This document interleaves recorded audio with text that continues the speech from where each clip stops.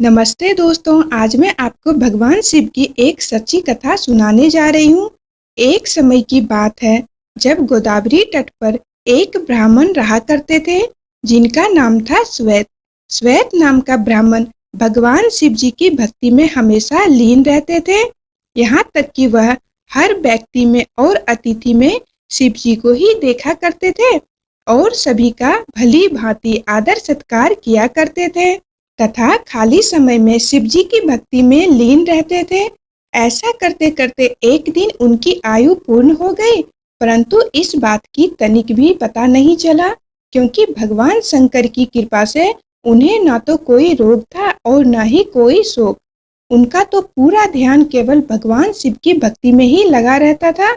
ऐसे में जैसे ही उनकी आयु पूरी हुई तो यमदूत उसके प्राण हरने के लिए आए, परंतु वे श्वेत के घर में प्रवेश नहीं कर सके।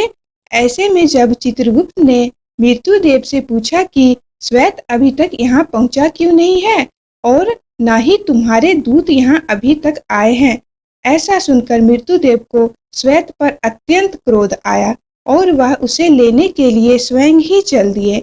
जब मृत्युदेव श्वेत के घर के सामने पहुँचे तब उन्होंने देखा कि उनके दूत श्वेत के घर के बाहर खड़े हैं और डर के मारे कांप रहे हैं। मृत्युदेव के पूछने पर दूतों ने बताया कि श्वेत भगवान शिवजी द्वारा सुरक्षित है और उसके घर में घुसना तो दूर की बात है, बल्कि हम तो उसे देख भी नहीं पा रहे हैं। दूतों की बात सुनकर मृत्युदेव का क्रोध और भी ज्यादा बढ़ गया और वो बिना कुछ सोचे समझे ही श्वेत के घर में प्रवेश कर गए। ब्राह्मण देव को तो ये भी पता नहीं था कि यहाँ क्या चल रहा है।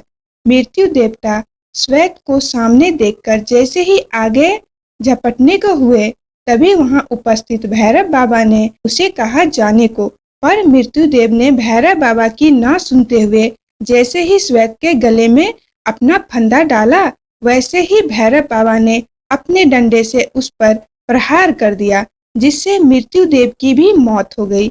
ये देखकर यमदूत भागकर यमराज के पास पहुंचे और उन्हें सारी घटना बताई। जैसे ही यमदेव को यह पता चला कि मृत्युदेव की भी मृत्यु हो गई है तो उन्हें बड़ा क्रोध आया और वे अपने हाथ में यमदंड लेकर अपनी सेना के साथ स्वयं श्वेत के पास पहुंच गए। यमदेव ने देखा कि वहां भगवान शिव जी पहले से ही मौजूद है। ऐसे में न यमदेव पीछे हटने को तैयार थे और न ही भगवान शिव जी। इस प्रकार युद्ध के दौरान सेनापति कार्तिकेय के शक्ति शस्त्र से पूरी सेना सहित यमदेव की भी मृत्यु हो गई। यमदेव की मृत्यु का समाचार सुनते ही सूर्यदेव सारे देवताओं को साथ लेकर भगवान ब्रह्मा जी के पास पहुंच गए और उसके बाद ब्रह्मा जी सारे देवताओं के साथ घटना स्थल पर पहुंच गए। फिर सभी देवता भगवान शिव जी की स्तुति करने लगे और उनसे कहने लगे, हे प्रभु, यमराज सूर्यदेव के पुत्र हैं, ये लोक पालक हैं, इनकी मृत्यु में अव्यवस्था फैल जाएगी, कृपया इन्हें जीवित कर दे। आपसे की गई प्रार्थना कभी व्यर्थ नहीं जाती। कालों के काल महादेव शिव जी ने देवताओं से कहा, मैं भी व्यवस्था के पक्ष में ही हूँ। वेद की एक व्यवस्था है कि जो मेरे अथवा भगवान विष्णु के भक्त हैं उनके स्वामी स्वयं हम लोग ही होते हैं। मृत्यु का भी कोई अधिकार नहीं होता उनके ऊपर, बल्कि यमराज के लिए यह व्यवस्था की गई है कि वे भक्तों को अनुचरत के समान प्रणाम करें। अंत में देवताओं की प्रार्थना करने पर भगवान शिव जी ने गौतमी नदी का जल सभी मृत लोगों पर छिड़क दिया और उन्हें जीवित कर दिया।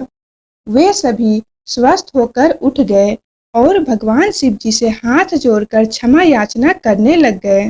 तो दोस्तों, देखा आपने, अगर आप भगवान शिव जी की सच्चे मन से प्रार्थना करते हैं तो भगवान शिव जी आपके लिए मृत्यु को भी मृत्यु दे सकते हैं। जय श्री कृष्णा। धन्यवाद दोस्तों।